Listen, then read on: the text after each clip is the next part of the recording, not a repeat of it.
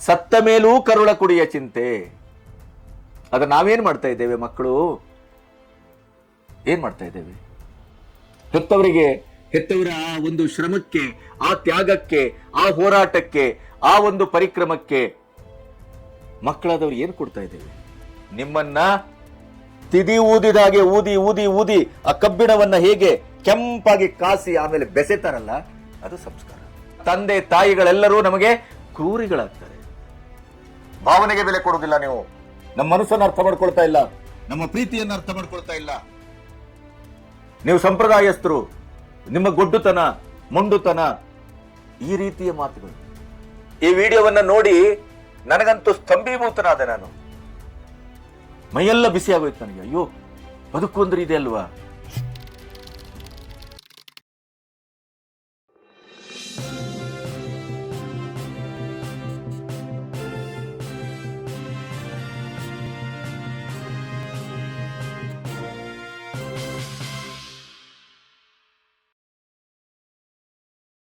ನಮಸ್ತೆ, ಬಿ ಗಣಪತಿ ಚಾನಲ್ಗೆ ಸ್ವಾಗತ. ಇತ್ತೀಚಿನ ದಿನಗಳಲ್ಲಿ ಬದುಕು ಮತ್ತು ಭಾವ ಎರಡೂ ಗಮನಾರ್ಹವಾಗಿ ಬದಲಾಗಿದೆ. ಅದನ್ನು ಆಧುನಿಕತೆ ಅಂತ ಕರಿಬೇಕೋ, ಗ್ಲೋಬಲೈಸೇಷನ್ನಿನ ಪರಿಣಾಮ ಅಂತ ಹೇಳಬೇಕೋ, ಆರ್ಥಿಕವಾದಂಥ ಒಂದು ಮಟ್ಟ ಸುಧಾರಿಸಿದ ಪ್ರಕ್ರಿಯೆಯ ಪರಿಣಾಮ ಅಂತ ಹೇಳಬೇಕೋ, ಅಥವಾ ನಮ್ಮ ಮಕ್ಕಳೆಲ್ಲರೂ ಎಲ್ಲೋ ಒಂದು ಕಡೆ ಬಹಳಷ್ಟು ಬದಲಾಗ್ತಾ ಇದ್ದಾರೆ, ಸಮಾಜ ಬದಲಾಗ್ತಾ ಇದೆ, ಸಂಸ್ಕೃತಿ ಬದಲಾಗ್ತಾ ಇದೆ. ಈ ಎಲ್ಲ ರೀತಿಯ ವ್ಯಾಖ್ಯಾನದ ಮೂಲಕ ಬದಲಾಗ್ತಾ ಇರುವಂತ ಮನೋಭಾವ ಮತ್ತು ಭಾವ ಸಂಬಂಧಿತ, ಸಂಬಂಧಿಗಳ ಸಂಬಂಧಿತ, ಮನುಷ್ಯರ ಮಧ್ಯೆಯ ಒಂದು ಒಡನಾಟದ ಆ ರದ್ಯತೆಯ ಸಂಪೂರ್ಣ ನಾಶವಾದಂಥ ಈ ಹೊತ್ತಿನಲ್ಲಿ ನಾವು ಅತ್ಯಂತ ವಿಚಿತ್ರವಾದಂಥ ಘಟನೆಗಳನ್ನೇ ಮಾಧ್ಯಮಗಳಲ್ಲಿ ಗಮನಿಸ್ತಾ ಇದ್ದೇವೆ. ಹೆತ್ತವರನ್ನೇ ಕೊಂದು ಕಳೆಯುವ ಮಕ್ಕಳನ್ನ ಗಮನಿಸ್ತಾ ಇದ್ದೇವೆ. ಮದುವೆಯಾಗಿ 2-3 ಮಕ್ಕಳನ್ನ ಹಡೆದವರು ಕೂಡ ಬೇರೆ ಬೇರೆ ರೀತಿಯ ಅಕ್ರಮ ಸಂಬಂಧಗಳಿಗೆ ಬಲಿಯಾಗುವುದನ್ನ ಗಮನಿಸ್ತಾ ಇದ್ದೇವೆ.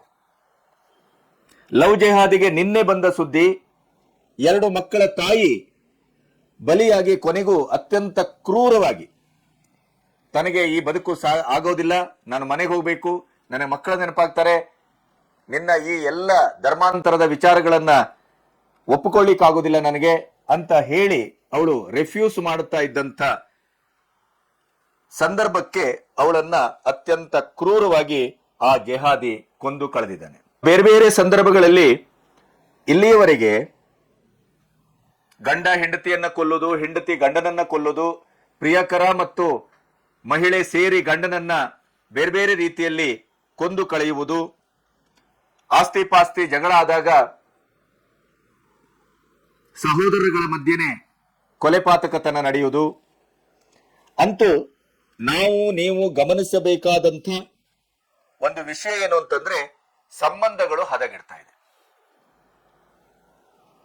ಮನುಷ್ಯರ ಮಧ್ಯೆ ಕೆನೆಗಡ್ತಾ ಇರುವಂಥದ್ದು ಮಾನವೀಯತೆಯಲ್ಲ, ಹಿಂಸಾ ಪ್ರವೃತ್ತಿ, ಅಮಾನುಷತೆ, ಸಮಾಜವೇ ಬೆಚ್ಚಿ ಬೀಳುವಂತ ಘಟನೆಗಳಿಗೆ ನಾವು ಮೂಕ ಸಾಕ್ಷಿಗಳಾಗ್ತಾ ಇದ್ದೇವೆ. ನಿನ್ನೆ ಒಂದು ನ್ಯೂಸ್ ಅನ್ನ ಓದ್ತಾ ಇದ್ದೆ. ಅವನನ್ನ ಮಾನಸಿಕ ಅಸ್ವಸ್ಥ ಅಂತ ಕರೆಯಲಾಗಿದೆ. ಅಜ್ಜಿ, ತಾಯಿ, ತಂಗಿ 3 ಜನರನ್ನ ಭೀಭತ್ಸವಾಗಿ ಕೊಂದು ಕಳೆದಿದ್ದಾನೆ. ತಂದೆ ಅಂಗಡಿಗೆ ಸಾಮಾನು ತರಲಿಕ್ಕೆ ಹೋದದ್ರಿಂದ ಬಚಾವಾಗಿದ್ದಾನೆ. ಇನ್ನೊಂದು ಘಟನೆ, ಫೋಕ್ಸೋ ಕೇಸಲ್ಲಿ ಒಳಗೋದಂತ ಮನುಷ್ಯ ಬೇಲ್ ಮೇಲೆ ಹೊರಗೆ ಬಂದಿದ್ದಾನೆ. ಹೆಂಡತಿ, 4 ವರ್ಷದ ಮಗು, 9 ವರ್ಷದ ಹೆಣ್ಣುಮಗಳ ಮೇಲೆ ಅತ್ಯಾಚಾರಕ್ಕೆ ಪ್ರಯತ್ನ ಮಾಡ್ದ ಅನ್ನುವ ಕಾರಣಕ್ಕಾಗಿ ಹಾಕಿದ ಫೋಕ್ಸೋ ಕೇಸು ಅವರೆಲ್ಲರನ್ನು 4 ಜನರನ್ನ ಭೀಭತ್ಸವಾಗಿ ಕೊಲೆ ಮಾಡಿದ.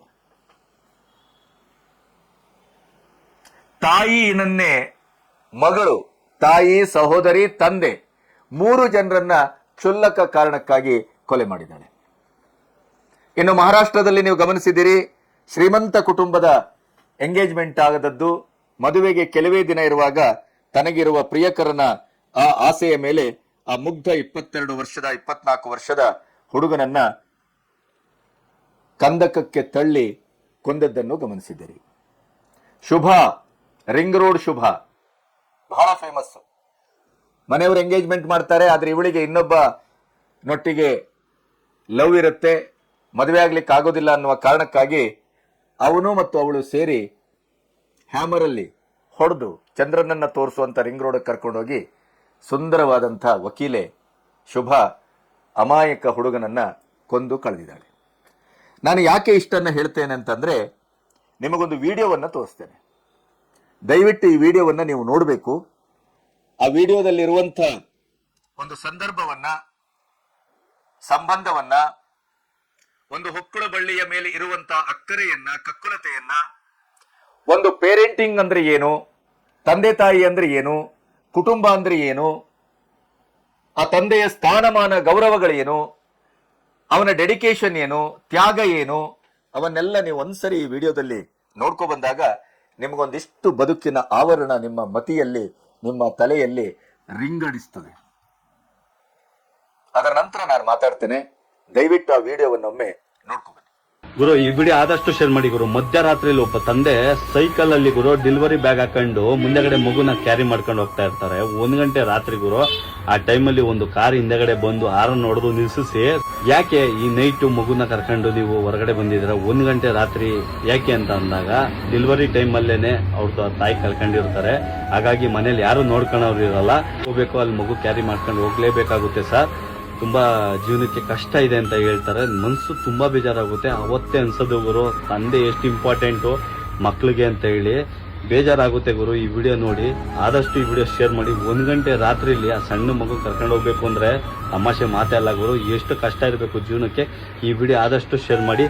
ನಾವು ಹೋಗಿ ಅವ್ರನ್ನ ಮೀಟ್ ಅಂತೂ ಮಾಡೋಕ್ಕಾಗಲ್ಲ, ಆದ್ರೆ ನಮ್ಮ ವಿಡಿಯೋ ಅಲ್ಲಿ ರೀಚ್ ಆದ್ರೆ ನಮ್ಮ ಕಡೆಯಿಂದ ಏನಾದ್ರು ಸಹಾಯ ಆದ್ರೂ ಆಗ್ಬೋದು. ಈ ವಿಡಿಯೋ ಆದಷ್ಟು ಶೇರ್ ಮಾಡಿ ಗುರು, ಪ್ಲೀಸ್. ನೋಡಿದ್ರಲ್ಲ ವೀಕ್ಷಕರೇ, ಇವತ್ತು ನಾವು ಕಾಣ್ತಾ ಇರುವ ಸಮಾಜ ಬದಲಾಗಿರಬಹುದು, ಆದರೆ ಸಂಬಂಧ ಬದಲಾಗಲಿಲ್ಲ. ತಂದೆ ತಾಯಿ ಬದಲಾಗಿಲ್ಲ. ತಂದೆ ನಂಬಿಕೆ, ತಾಯಿ ಸತ್ಯ ಅಂತ ಹೇಳಲಾಗತ್ತೆ. ನಮ್ಮ ತಾಯಿ ತೋರಿಸ್ತಾಳೆ, ಇವನೇ ಅಪ್ಪ ನಿನ್ನ ತಂದೆ. ನಮ್ಮ ನಂಬಿಕೆ ಅದು. ತಾಯಿಯ ಮೇಲಿನ ನಂಬಿಕೆ, ತಾಯಿಯ ಮಾತಿನ ಮೇಲಿನ ನಂಬಿಕೆ, ತಾಯಿಯ ಕರುಳ ಸಂಬಂಧದ ಮೇಲಿನ ನಂಬಿಕೆ. ಆದ್ರೆ ಇವತ್ತು ಆ ನಂಬಿಕೆಯನ್ನ ನಾವು ಮಕ್ಕಳಾದವರು ಎಷ್ಟು ಉಳಿಸಿಕೊಳ್ತಾ ಇದ್ದೇವೆ? ಕ್ಷುಲ್ಲಕವಾದಂತ ಕಾರಣ, ಬೈಕ್ ಕೊಡಿಸಿಲ್ಲ, ನನಗೆ ಚೈನಿ ಉಡಾಯಿಸ್ಲಿಕ್ಕೆ ದುಡ್ಡು ಕೊಟ್ಟಿಲ್ಲ, ಪ್ರವಾಸಕ್ಕೆ ಹೋಗ್ಬೇಕು ಅಂತ ಹೊರಟೆ ನನ್ನನ್ನು ಬಿಡ್ಲಿಲ್ಲ, ನಾನು ಮೊಬೈಲ್ ನೋಡ್ತಾ ಇದ್ದೆ ಮೊಬೈಲ್ ಕಸಿದುಕೊಂಡ್ರು, ಈ ರೀತಿಯ ಯಾವುದೋ ಡ್ರಗ್ಸ್ ಅಡಿಕ್ಟ್ಗೆ ಒಳಗಾದೆ, ಅದನ್ನ ಪ್ರಶ್ನಿಸಿದ್ರು. ಗೆಳೆಯರೊಟ್ಟಿಗೆ ಹೋಗಿ ಹೆಂಡ ಕುಡಿತಾ ಇದ್ದೆ, ಇದು ಓದುವ ಸಂದರ್ಭ, ಹೆಂಡ ಕುಡಿಯುವ ಸಂದರ್ಭ ಅಲ್ಲ ಅಂತ ಬುದ್ಧಿ ಹೇಳಿದ್ರು. ಈ ಕಾರಣಕ್ಕಾಗಿ ಹೆತ್ತವರನ್ನ ಕೊಲೆ ಮಾಡುವಂತ ಕ್ಷುದ್ರತೆ ನಮ್ಮ ಕಣ್ಣೆದು ನಡೀತದೆ. ಆದ್ರೆ ನೋಡಿದ್ರಲ್ಲ, ಮಧ್ಯರಾತ್ರಿ 1 ಗಂಟೆ, ಬೈಕು ಇಲ್ಲ, ಸೈಕಲ್ಲು, ಹಿಂದ್ಗಡೆ ಯಾರು ಆರ್ಡರ್ ಮಾಡಿದ್ರೋ ಆ ಡೆಲಿವರಿ ಬ್ಯಾಗ್ ಇದೆ, ಎದುರುಗಡೆ ಪುಟ್ಟ ಪಾಪುವನ್ನ, ಮಗುವನ್ನ ಎದೆಗೆ ಔಚ್ಕೊಂಡಿದ್ದಾನೆ. 1 ಗಂಟೆ ರಾತ್ರಿ ದಾರಿಯಲ್ಲಿ ಪ್ರಯಾಣ ಮಾಡ್ತಾ ಇದ್ದಾನೆ. ಮಳೆ ಇರಬಹುದು, ಗಾಳಿ ಇರಬಹುದು, ಚಳಿ ಇರಬಹುದು, ಪೊಲ್ಯೂಷನ್ ಇರಬಹುದು, ಇವೆಲ್ಲವನ್ನ ತಡ್ಕೊಂಡು ಆ ಮಗುವನ್ನ ಎದೆಗೆ ಔಚಿಕೊಂಡು ಹೋಗ್ತಾ ಇರೋದನ್ನ ಗಮನಿಸಿ ಒಬ್ಬ ಯಾರೋ ಮಾನವೀಯತೆ ಇದ್ದಂತ ಕಾರ್ ಡ್ರೈವರ್ ಹಾರ್ನ್ ಮಾಡಿದ್ದಾನೆ. ಅವರನ್ನು ಅಡ್ಡಗಟ್ಟಿದ್ದಾನೆ, ನಿಲ್ಲಿಸಿದ್ದಾನೆ, ಕೇಳಿದ್ದಾನೆ, ಯಾಕೆ ಈ ಹಸುಗೂಸನ್ನ ಹಿಡ್ಕೊಂಡು ಈ 1 ಗಂಟೆ ಮಧ್ಯರಾತ್ರಿಯಲ್ಲಿ ನೀವು ಈ ಪ್ರಯಾಣ ಮಾಡ್ತಾ ಇದ್ದೀರಲ್ಲ, ಇದು ಸರಿನಾ? ಆ ಮಗುವಿನನ್ನ ಕರ್ಕೊಂಡು ಬರಬೇಕಾದ ಅಗತ್ಯ ಇತ್ತ? ನೀವು ಡೆಲಿವರಿ ಬಾಯ್ ಆಗಿ ಕೆಲಸ ಮಾಡ್ತಾ ಇದ್ದೀರಿ ಅಂತ ಕಾಣಿಸ್ತದೆ ನೋಡಿದ್ರೆ, ಯಾಕೆ ಹೀಗೆ ಮಾಡ್ತಾ ಇದ್ದೀರಿ? ಆ ನಂತರ ಅವನು ಹೇಳ್ತಾನೆ, ಹೌದು ಸರ್, ಮಗುವನ್ನ ಕರ್ಕೊಂಡು ಬರಬಾರ್ದಿತ್ತು, ಆದ್ರೆ ನಾನು ಒಂಟಿ, ನನ್ನ ಮನೆಯಲ್ಲೂ ಯಾರೂ ಇಲ್ಲ, ಮಗುವನ್ನ ನೋಡುವರಿಲ್ಲ.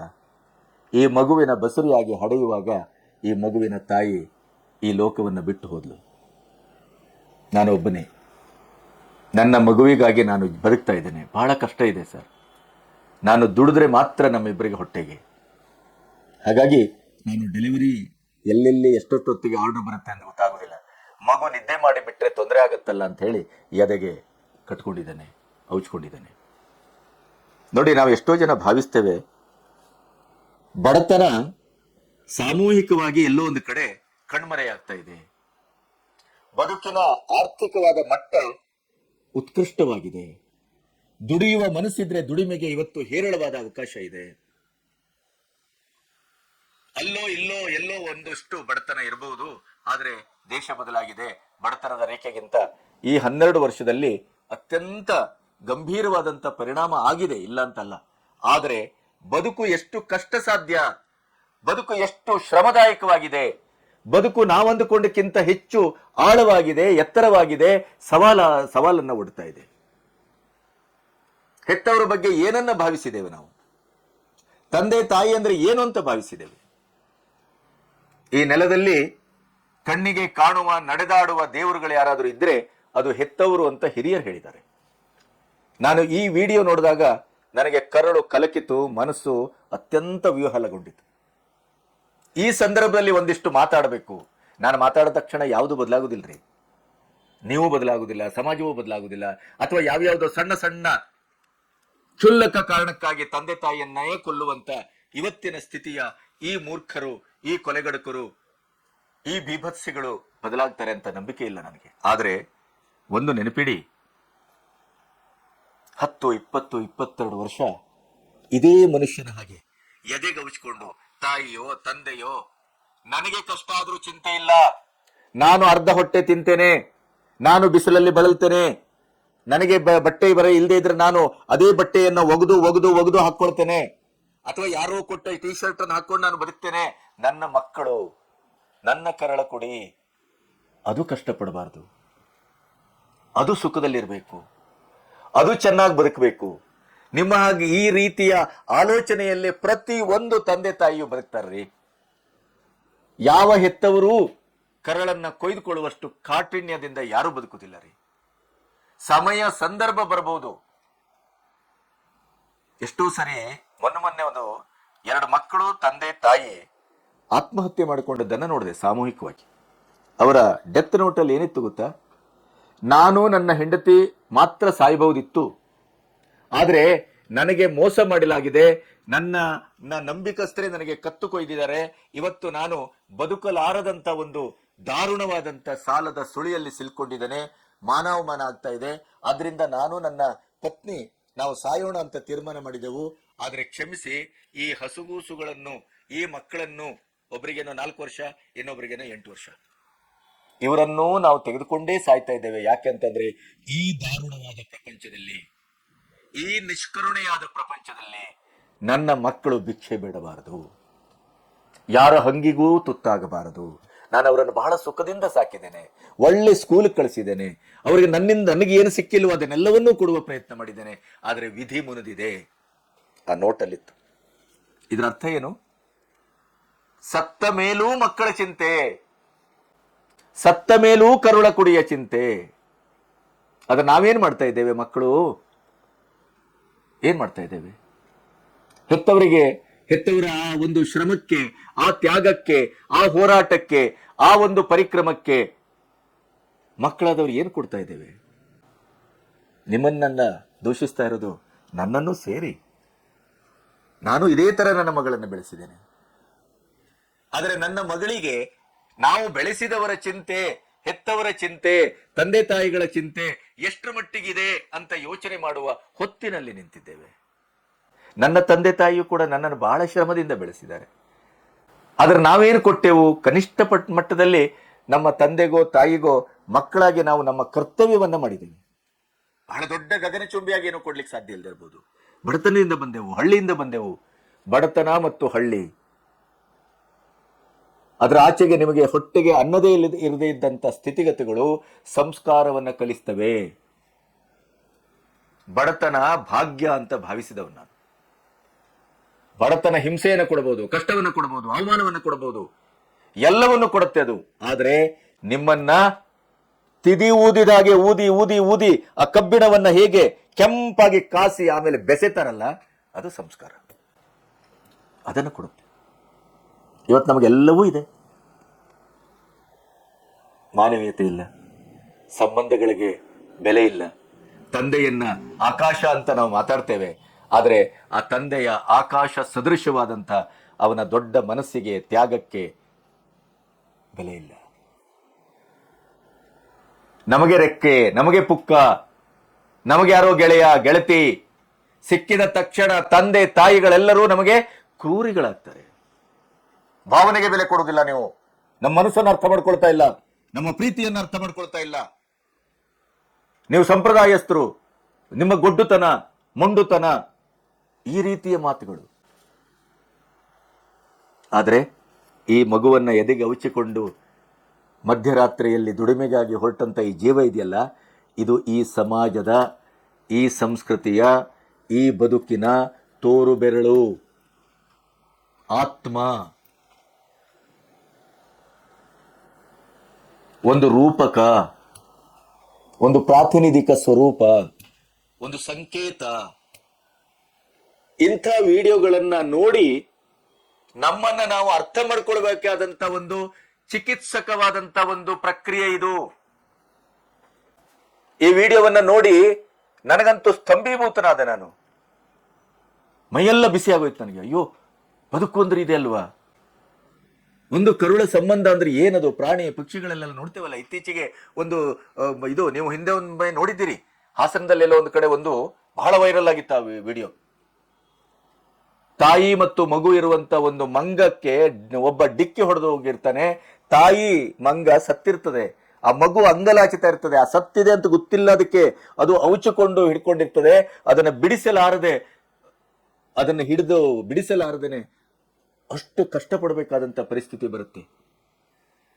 ಒಂದು ಮಂಗನಲ್ಲಿ, ಒಂದು ಪ್ರಾಣಿಯಲ್ಲಿ ಆ ಹೆತ್ತ ಸಂಬಂಧಗಳು, ತಾಯಿ ಮಗುವಿನ ಸಂಬಂಧ ಯಾವ ರೀತಿ ಇರುತ್ತೆ ಅನ್ನೋದಕ್ಕೆ ನಾವು ಹಲವಾರು ದೃಷ್ಟಾಂತವನ್ನು ನೋಡ್ತೇವೆ. ನಮ್ಮ ಗೋವಿನ ಹಾಡು, ಕಂಡವಿದಕ್ಕೂ ಮಾಂಸವಿದಕ್ಕೂ ಏನ್ ಹೇಳುತ್ತೆ ಅದು? ದುರುಳ ವ್ಯಾಘ್ರನೇ, ಮಗು ಇದೆ ಕೊಟ್ಟಿಗೆಯಲ್ಲಿ, ಹಾಲು ಕೊಟ್ಟು ಬಂದ್ಬಿಡ್ತೇನೆ, ಆಮೇಲೆ ನಿಮ್ಗೆ ಈ ಜೀವ ನಿಂದೆ ಅರ್ಪಣೆ. ಇವೆಲ್ಲವೂ ನೆನಪಾಯ್ತ್ರಿ ನನಗೆ.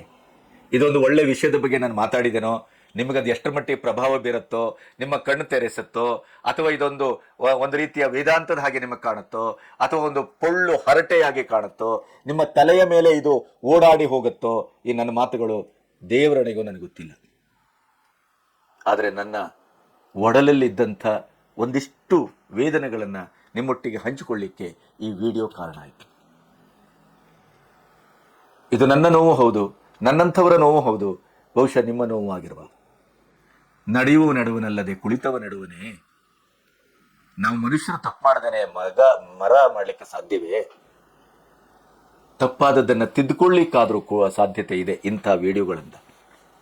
ಬಹುಶಃ ಸೋಷಿಯಲ್ ಮೀಡಿಯಾ ಧನಾತ್ಮಕವಾಗಿ ಕೆಲಸ ಮಾಡಬಹುದು ಅಂತ ಭಾವಿಸಿದ್ರೆ ನಿಮಗೆ ಇಂಥ ನೂರಾರು ವಿಡಿಯೋಗಳು ಸಿಗ್ತವೆ, ರೀಲ್ಸ್ಗಳು ಸಿಗ್ತವೆ.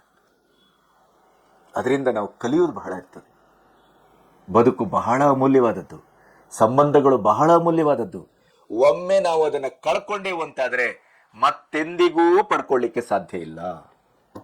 ಹೆತ್ತೊಡಲಿಗೆ ಬೆಂಕಿ ಹಾಕುವುದು ಒಂದೇ, ನಾವು ನಮ್ಮನ್ನ ಸೆಲ್ಫ್ ಸುಸೈಡ್ ಮಾಡ್ಕೊಳ್ಳೋದು ಒಂದೇ. ನಮ್ಮನ್ನು ನಾವು ಎಷ್ಟು ಅರ್ಥ ಮಾಡ್ಕೊಳ್ತೇವೋ ಇಲ್ಲೋ ನಂಗೆ ಗೊತ್ತಿಲ್ಲ. ಮಾತೃದೇವೋ ಭವ ಅಂತ ಹೇಳಿದ್ದೇವೆ, ಪಿತೃದೇವೋ ಭವ ಅಂತ ಹೇಳಿದ್ದೇವೆ, ಗುರುದೇವೋ ಭವ ಅಂತ ಹೇಳಿದ್ದೇವೆ. ಇದು ಮೂರು ಅತ್ಯಂತ ಅಮೂಲ್ಯವಾದಂಥ ಸಂಸ್ಕಾರ ಮತ್ತು ಸಂಸ್ಕೃತಿಯ ನೆಲೆಗಳು ಮತ್ತು ಬಿಂದುಗಳು ಮತ್ತು ಬಾಹುಗಳು. ಅದರ ಜೊತೆಗೆ ಅದು ಒಂದು ನಮ್ಮನ್ನು ಅತ್ಯಂತ ಸುರಕ್ಷಿತವಾಗಿ ಬೆಳೆಸುವ ಒಂದು ಸ್ತಂಭಗಳು. ನಾವು ಇದನ್ನು ಅರ್ಥ ಮಾಡ್ಕೋಬೇಕು ಅಂತ ಅನಿಸ್ತು ನನಗೆ. ಆದ್ದರಿಂದ ಈ ವಿಡಿಯೋವನ್ನು ಇಟ್ಕೊಂಡು ನಿಮ್ಮೊಟ್ಟಿಗೆ ಒಂದಿಷ್ಟು ಹಂಚಿಕೊಂಡೆ. ದಯವಿಟ್ಟು ಕಮೆಂಟ್ ಮಾಡಿ, ನಿಮಗೇನು ಅನ್ನಿಸ್ತದೆ ಅಂತ ಹೇಳಿ. ನಿಮ್ಮ ಚಿಕ್ಕ ಪುಟ್ಟ ನಿಮ್ಮ ಅನುಭವ ಇದ್ದರೆ, ಅದನ್ನು ನಮ್ಮೊಟ್ಟಿಗೆ ಹೇಳ್ಕೋಬೇಕು ಅಂತಿದ್ರೆ ದಯವಿಟ್ಟು ಇಲ್ಲಿ ಕಮೆಂಟ್ ಮಾಡಿ. ಇಲ್ಲಿಯವರೆಗೆ ನನ್ನ ಚಾನಲನ್ನು ಸಬ್ಸ್ಕ್ರೈಬ್ ಮಾಡದೇ ಇದ್ದರೆ ಸಬ್ಸ್ಕ್ರೈಬ್ ಮಾಡಿ. ನನ್ನ ಎಲ್ಲ ನೋಟಿಫಿಕೇಷನ್ ನಿಮಗೆ ಬರಬೇಕು ಅಂತಂದರೆ ಬೆಲ್ ಐಕಾನ್ ಒತ್ತಿ. ಈ ವಿಡಿಯೋವನ್ನು ಹೆಚ್ಚೆಚ್ಚು ಶೇರ್ ಮಾಡಿ. ಇದು ಜನಕ್ಕೆ ಮುಟ್ಟಬೇಕು, ಸಮಾಜಕ್ಕೆ ಮುಟ್ಟಬೇಕು. ಇವತ್ತಿನ ಯುವ ಸಮುದಾಯ ಜೆನ್ಜಿ ಅವರಿಗೆ ಮುಟ್ಟಬೇಕು. ನಮಸ್ತೆ.